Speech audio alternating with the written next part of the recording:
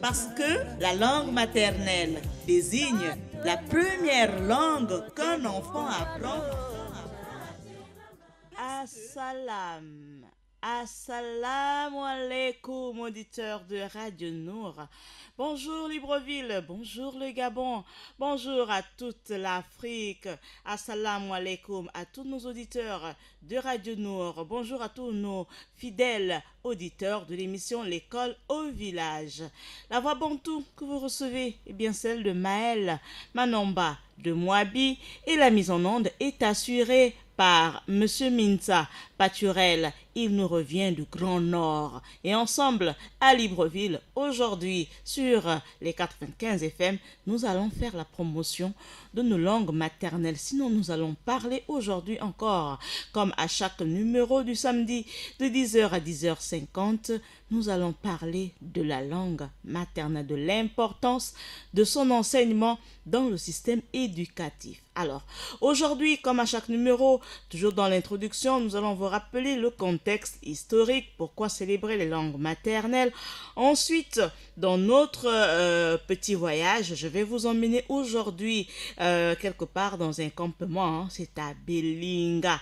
Oui, nous allons faire un tour là-bas, c'est à 107 kilomètres de piste de Makoko, au campement de Belinga. C'est là-bas que nous allons aujourd'hui vous emmener dans le cadre de notre petit voyage culturel à la découverte du Gabon profond. Toujours pour parler des langues maternelles, les langues en danger et langues en voie d'extinction au Gabon, quand la génération des enfants se détourne des langues vernaculaires ou quand les parents détournent leurs enfants de la langue de la communauté.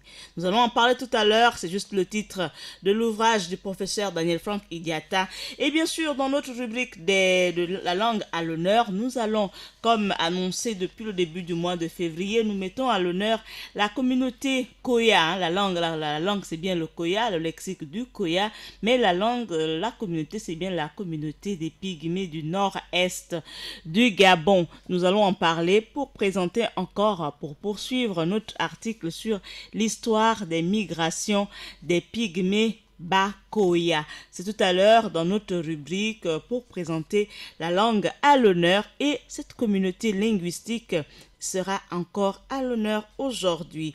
Et bien sûr, pour poursuivre cette émission, pour participer à cette émission, vous avez le 88 17 pour nous retrouver dans notre studio, notre magnifique studio vert.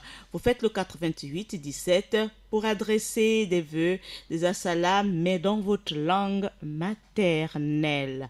Oui, si vous revenez comme moi, on longue là-bas au sommet des montagnes de la chaîne de Mayombe, là-bas, vous le faites dans votre langue maternelle, donc langue Ipunu. Et si vous revenez certainement des plateaux Bateke, là-bas au nord, à l'est là-bas, au nord, au sud, à l'est là-bas du côté de la province du Haut-Ogooué, vous le ferez certainement en Teke, en Kota, en Lembama, pourquoi pas.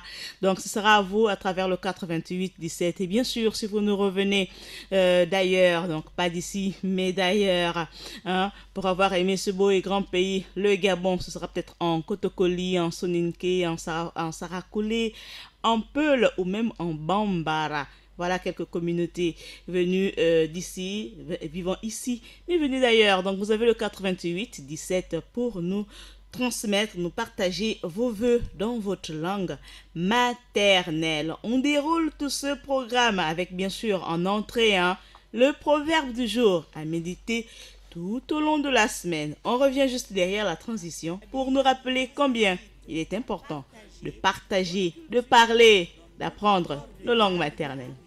Tous les samedis de 10h à 10h55 minutes, c'est l'école au village sur Radio Nour 95 FM.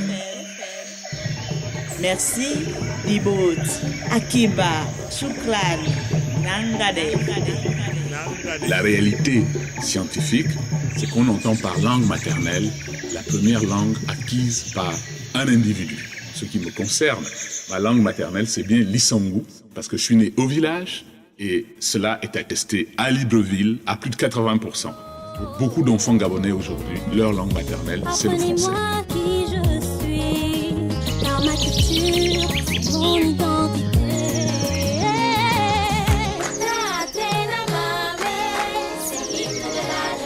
Radio Nour 95 FM.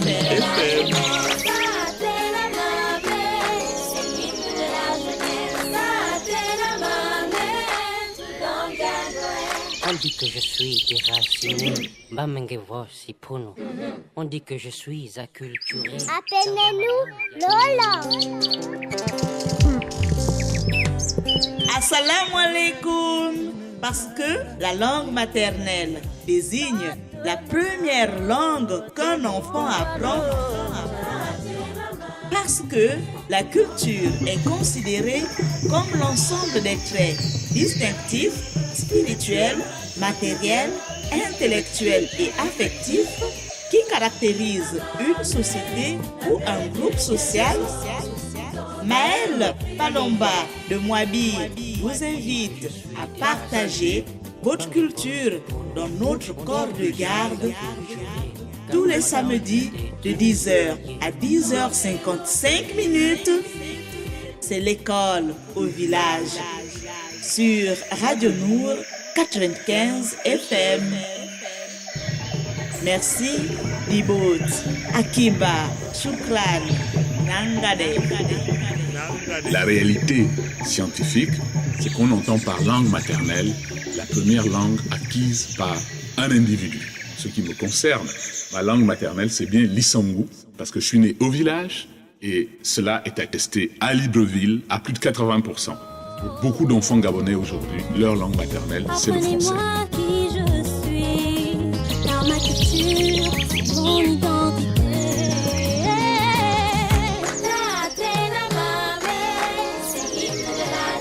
Radio Nour 95 FM.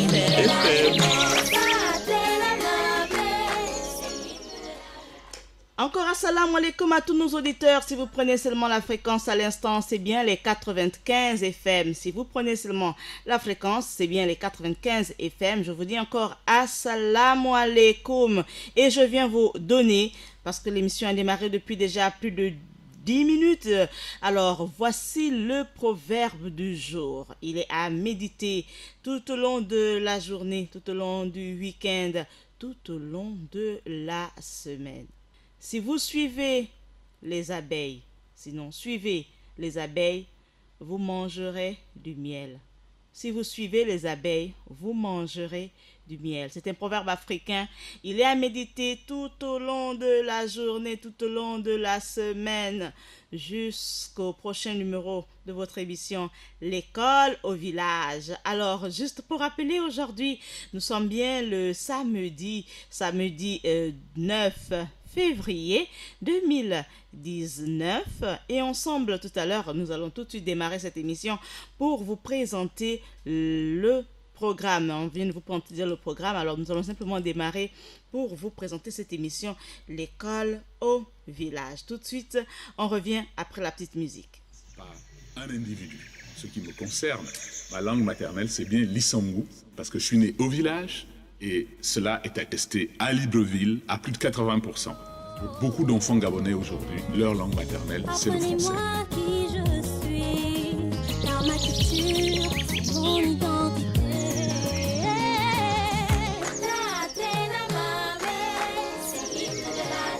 Radio Nour 95 FM.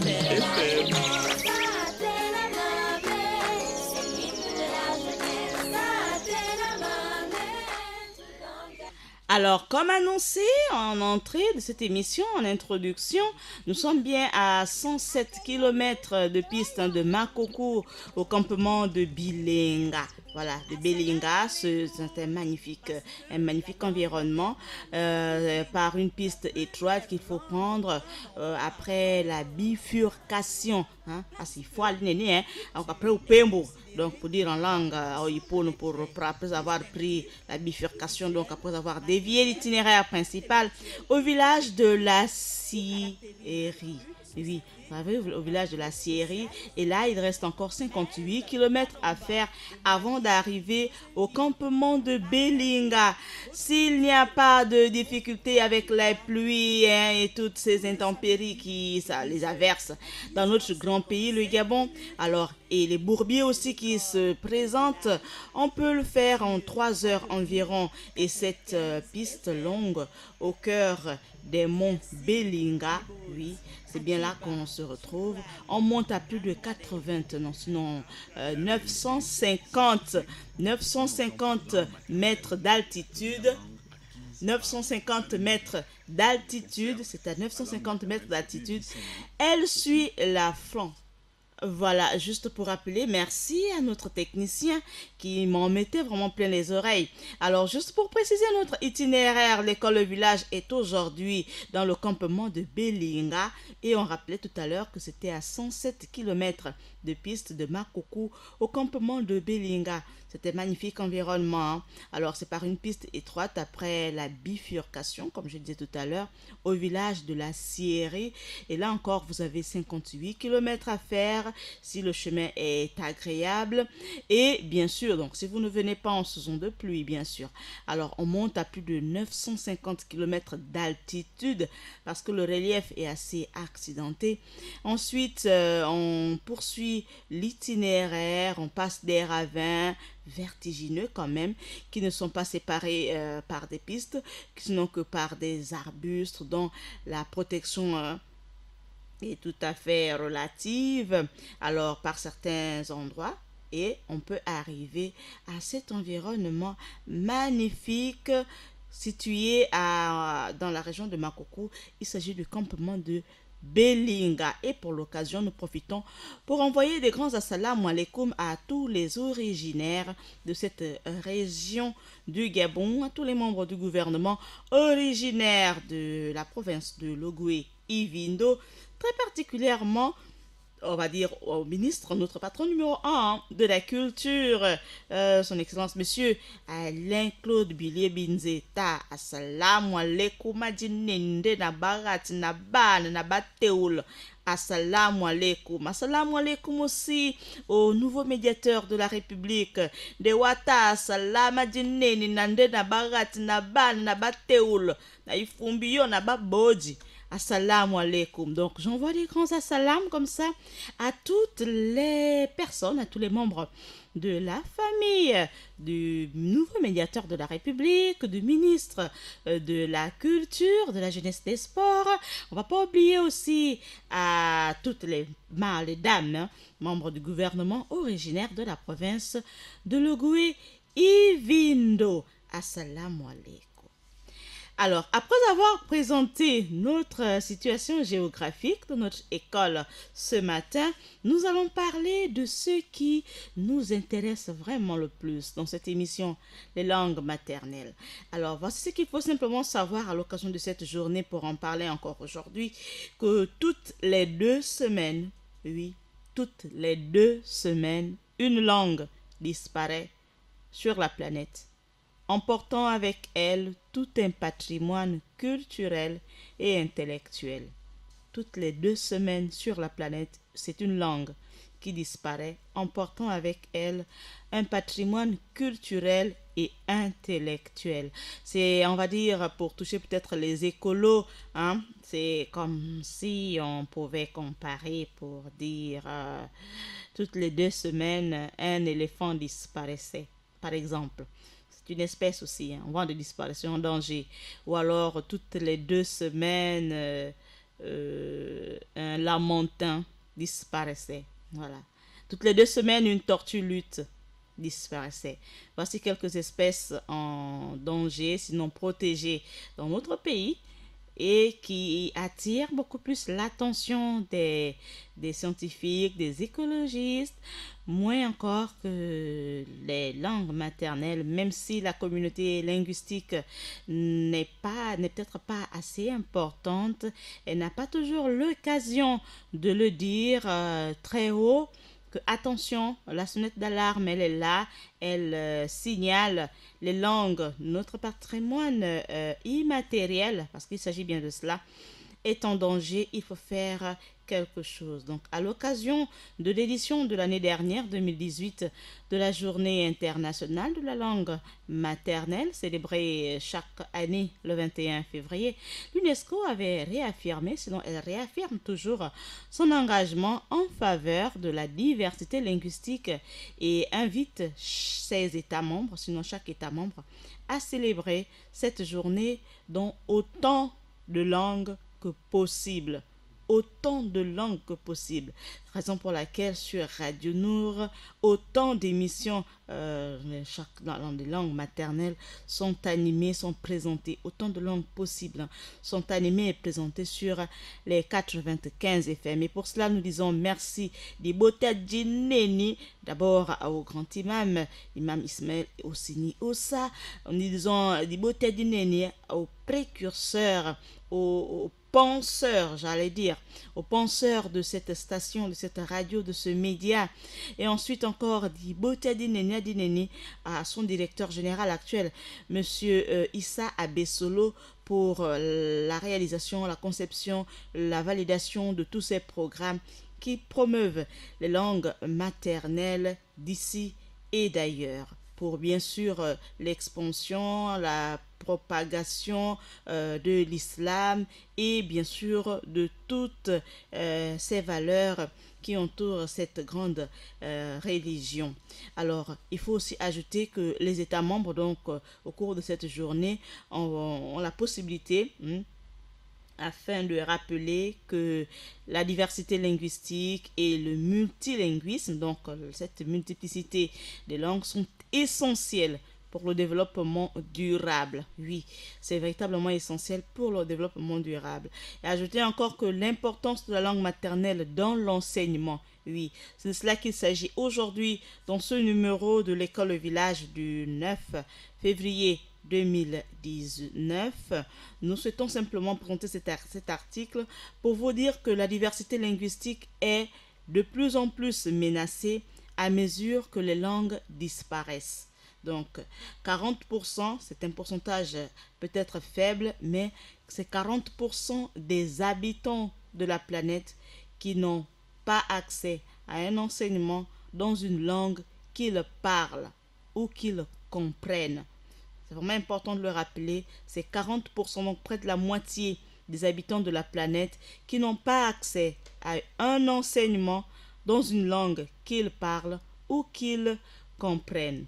Donc c'est véritablement important de le signaler pour que plus les populations, plus elles seront capables de comprendre, de parler dans une langue, d'apprendre des enseignements dans une langue qu'elles comprennent, les choses iraient certainement mieux. Et néanmoins, on constate des progrès dans le domaine de l'enseignement multilingue basé sur la langue maternelle, avec une prise de conscience croissante de son importance, en particulier pour les enfants d'âge préscolaire, et plus d'engagement en faveur de son développement dans la vie publique. Et ajouter que les sociétés multilingues, les sociétés multilingues et multiculturelles existent à travers leur langue, qui transmettent et préservent les savoirs et les cultures traditionnelles de manière plus durable. À rappeler aussi que l'UNESCO utilise cette journée pour mettre l'accent sur la diversité linguistique et le multilinguisme en tant que partie intégrante du développement durable, en particulier pour atteindre les cibles la 4, 6 et la 4, 7. Il s'agit des cibles des ODD, donc l'objectif de développement durable dans son point 4, relatif bien sûr à l'éducation. Donc, il faut ajouter que ces ODD dépendent de la diversité linguistique et du multilinguisme comme contribution essentielle à l'éducation, à la citoyenneté mondiale, ceci favorisant les liens interculturels et des meilleures façons de vivre ensemble. Des meilleures façons, bien sûr, de vivre ensemble. Pour terminer cet article, il faut rappeler que lors de l'événement célébré au siège de l'UNESCO l'année dernière à Paris, c'était un débat d'experts en langue. S'est tenu sur le thème « Nos langues, nos atouts ».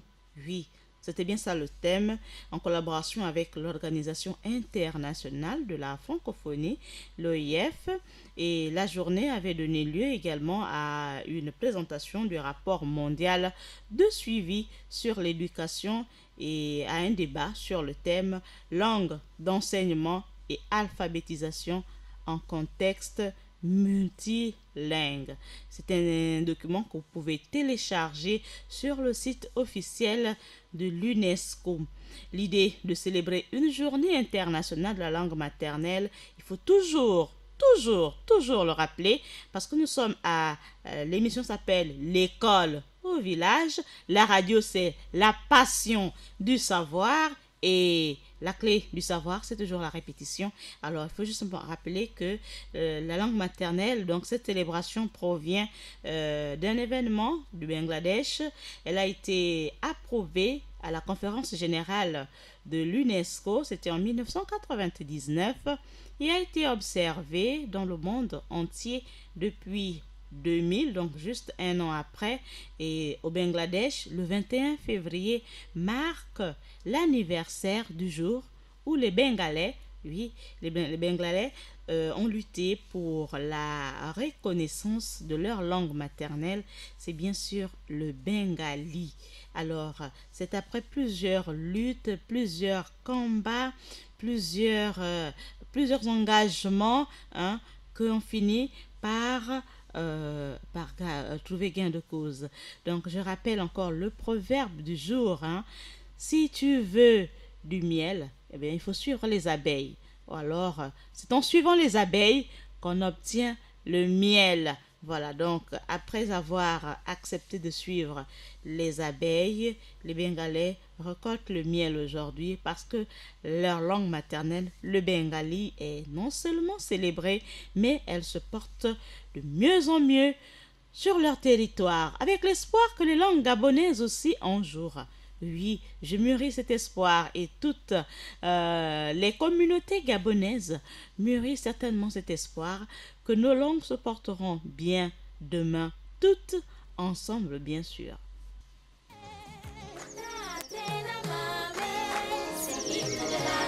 Radio Mour 95 FM.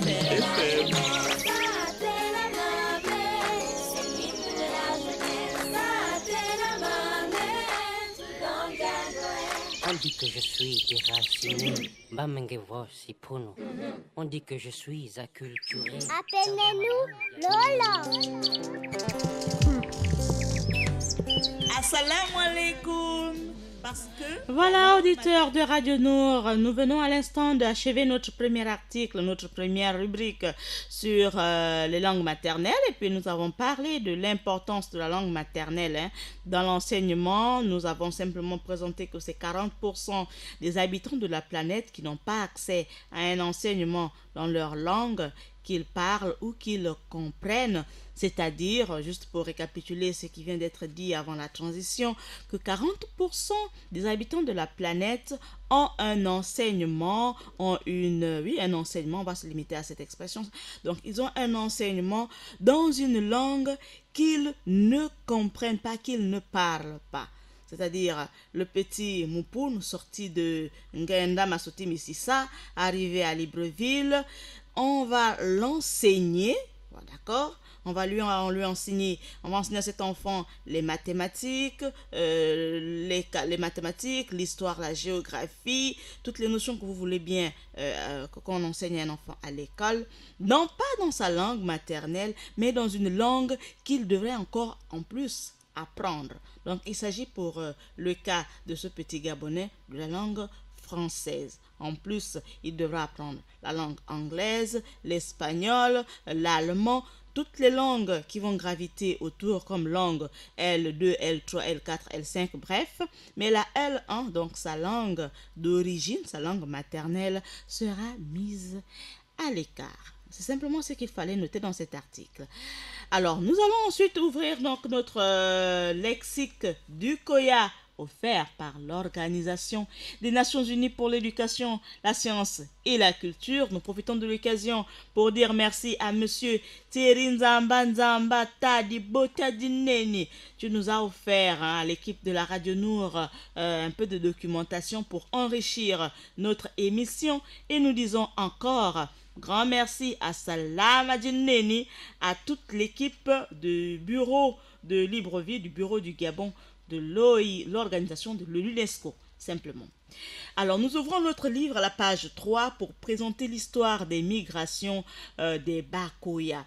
Alors, il est simplement important de noter qu'il est par ailleurs possible que les Bakoya font en fait partie du grand groupe pygmée qui, au Gabon, inclut les Akwele, les Akula, les Akuya, les Baka, et de la région de Mimvoul, les Bakuyi, les Babongo, distincts d'Ikobe, voilà, les Babongo retrouvés à Ikobe, c'est à 65 km de Sindara, dans le nord-est de Langounié. On rencontre aussi les Pygmées, les Bakoya, dans les deux Congos, au Cameroun, en Centrafrique, au Rwanda et au Burundi, mais également en Ouganda.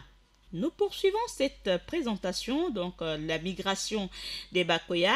Il n'est pas absurde d'imaginer que tous ces groupes devaient former une unité culturelle et linguistique dans un passé plus ou moins lointain, difficile à dater avec précision aujourd'hui, avant que le groupe ne se disperse finalement dans tout le bassin congolais.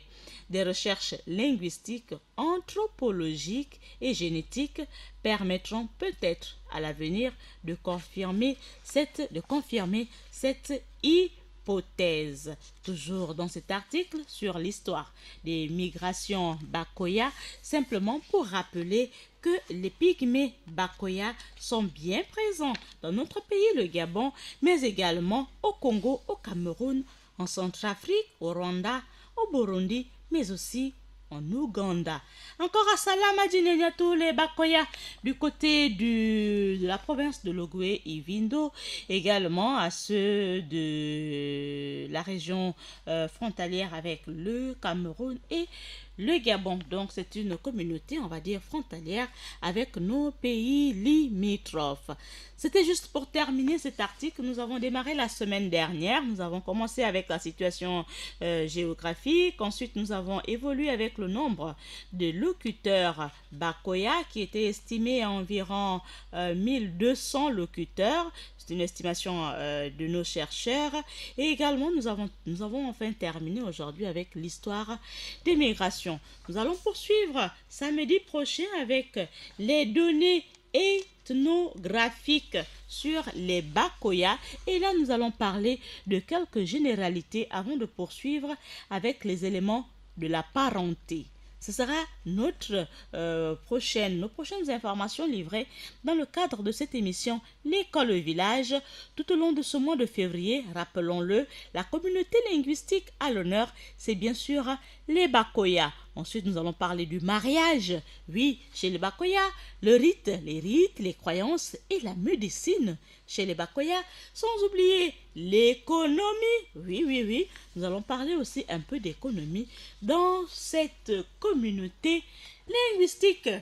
Les pygmées Bakoya du côté du nord-est du Gabon. Oui, la langue des pygmées du nord-est du Gabon.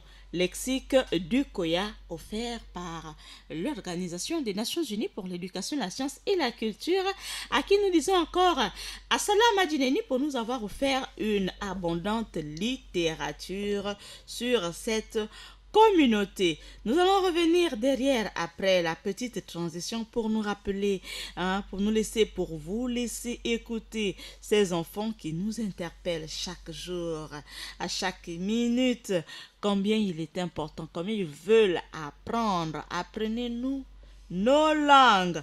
Apprenons à nos enfants à parler nos langues maternelles pour que nos langues maternelles ne s'inscrivent pas demain dans le registre, dans la liste, dans le catalogue voilà, dans le répertoire des langues mortes.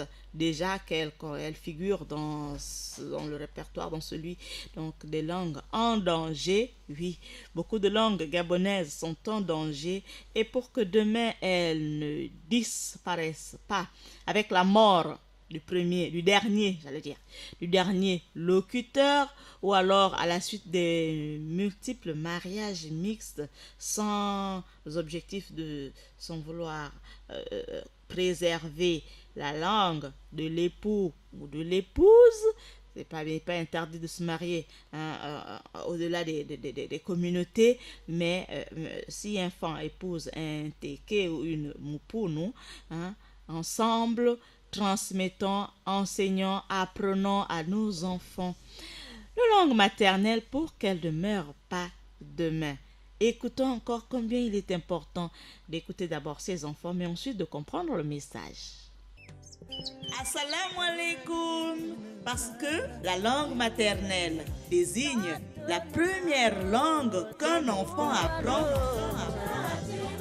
Parce que la culture est considérée comme l'ensemble des traits distinctifs, spirituels, matériels, intellectuels et affectifs qui caractérisent une société ou un groupe social.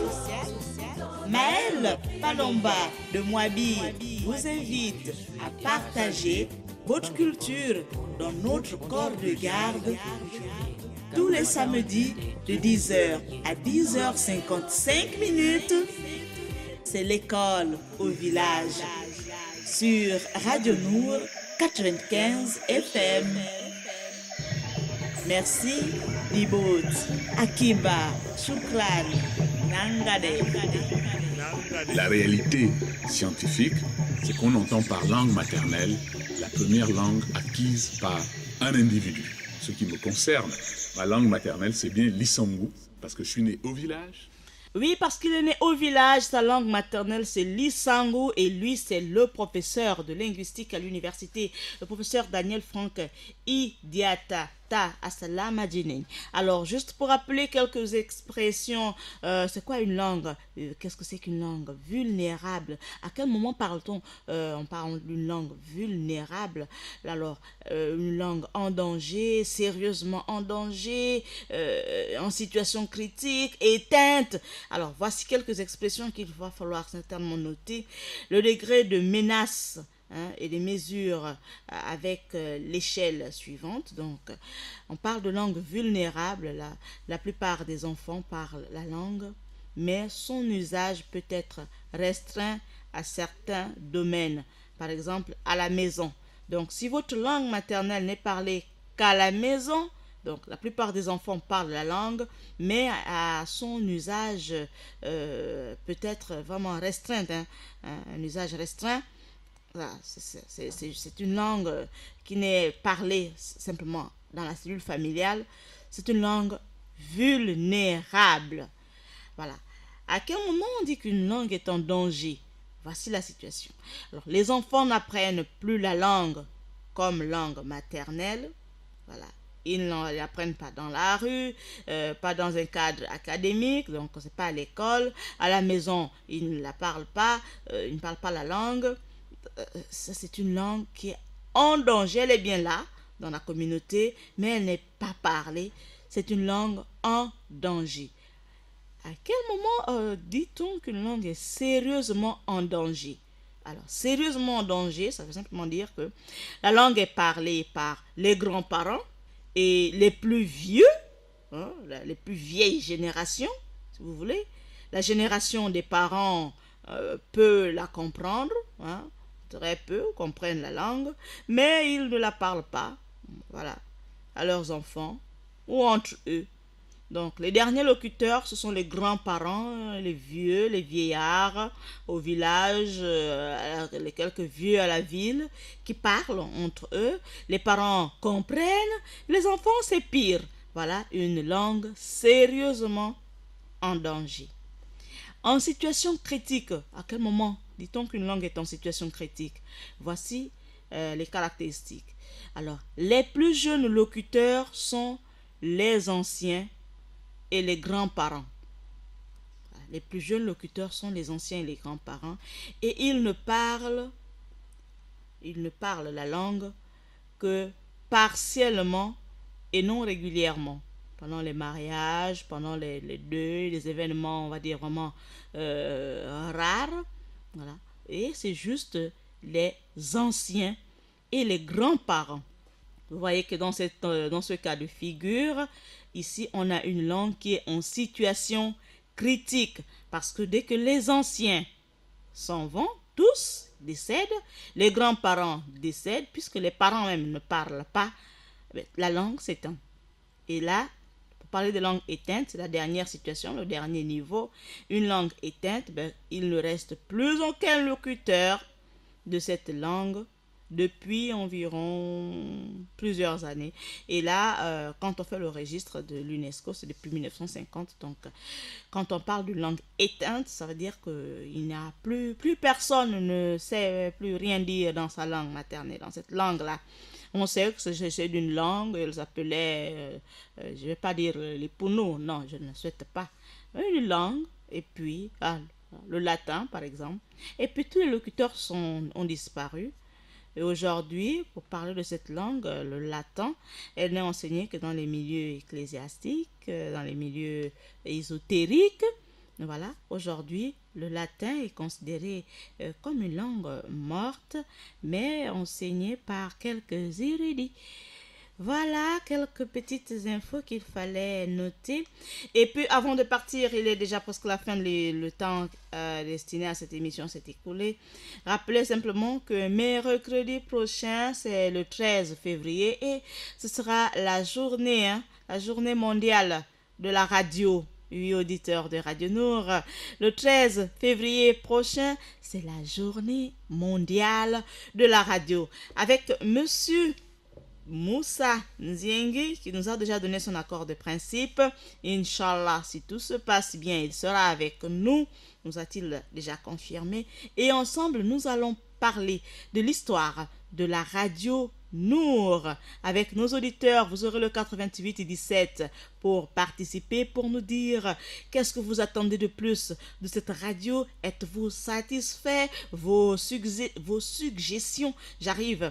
Alors, vos suggestions, certainement quelques appréciations aussi, pourquoi pas nous dire tout ce que vous souhaitez de meilleur à cette radio. Pourquoi pas beaucoup de doigts aussi, beaucoup de prières, de bonnes prières, de prières de bonnes intentions à cette équipe qui chaque jour, chaque nuit est toujours là, à toutes ces mains dans l'ombre, à qui nous envoyons des grands assalamu alaikum, parce que vous contribuez, vous aimez, vous accompagnez cette radio. Ce sera le mercredi 13 février prochain pour célébrer ensemble la journée mondiale de la radio. C'est un événement sous le patronage de l'UNESCO. Oui, c'est l'UNESCO qui a initié cette journée. Nous allons en parler mercredi le 13 février, Inch'Allah, si Dieu le veut.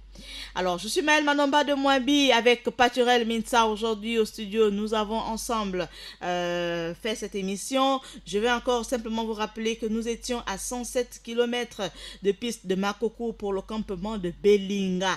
Oui, c'est là qu'était aujourd'hui notre campement, notre corps, notre école. Le corps des gardes, c'est dimanche à partir de 17h. Je vais céder ma place à l'imam Sangaré. Inch'Allah, si mon petit frère se porte très bien du côté de l'hôpital, Inch'Allah, on va souhaiter beaucoup de guérison à son fils, beaucoup de courage aussi à la maman et à l'imam Sangaré, à qui nous envoyons beaucoup de prières, de courage pour que son fils se porte mieux. Ou alors vous aurez certainement une rediffusion s'il n'est pas là à temps. Et puis ensuite, vous aurez la chaise du savoir. Ce sera notre programme. C'est notre programme de ce samedi 9 février. Je vous donne le programme de week-end. Alors, demain dimanche, à partir de 10h, c'est votre émission francophone d'ici et d'ailleurs. Avec votre M serviteur, nous allons faire le tour dans un espace francophone avec une langue francophone à l'honneur et puis on va dérouler tout le programme demain. Ensuite, nous aurons l'émission avec la santé et communauté, jeunesse et religion, les moments Kotokoli et bien sûr l'invité du corps de garde. Je vous donne rendez-vous pour la rédiffusion de ce programme ce soir à partir de 21h et bien sûr sur nos chaînes en ligne YouTube et sur notre page Facebook Nous Radio Télévision officielle. Je vous donne rendez-vous samedi prochain dans le cadre de notre numéro L'école au village. Assalamu alaikum à tous nos auditeurs sur Radio Nour, la passion du savoir. Je suis acculturé. Appelez-nous Lola. Assalamu alaikum. Parce que la langue maternelle désigne la première langue qu'un enfant apprend. Parce que la culture est considérée comme l'ensemble des traits distinctifs, spirituels, matériels, intellectuels et affectifs qui caractérisent une société ou un groupe social. Maëlle Palomba de Moabi vous invite à partager votre culture dans notre corps de garde tous les samedis de 10h à 10h55 minutes. C'est l'école au village sur Radio Nour 95 FM. Merci, Libot, Akiba, Shukran, Nangade.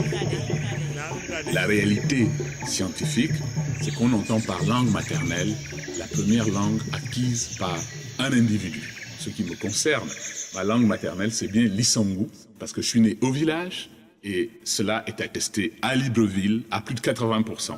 Pour beaucoup d'enfants gabonais aujourd'hui, leur langue maternelle, c'est le français. Apprenez-moi qui je suis, car ma culture, mon identité.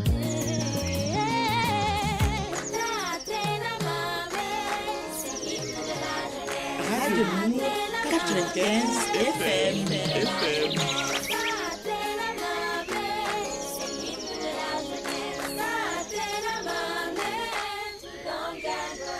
On dit que je suis déraciné. Bamengevo si puno.